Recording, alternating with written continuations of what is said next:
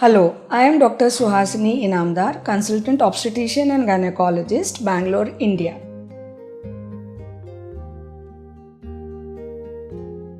Molar pregnancy is an abnormal pregnancy. In this, the sperm goes and fertilizes the egg which doesn't have a nucleus, or you can say which is a non-viable egg.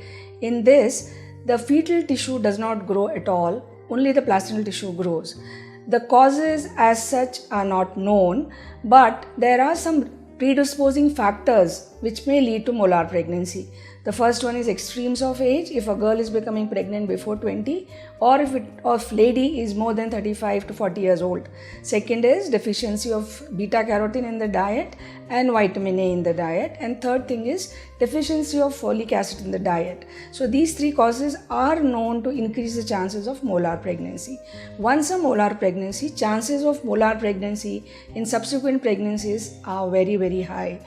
It is very easy to detect molar pregnancy, but it doesn't rule out molar pregnancy if there is no fetus in the gestational sac in early pregnancy scan. It can be just a delayed cycle, or it can be a missed abortion, not always a molar pregnancy.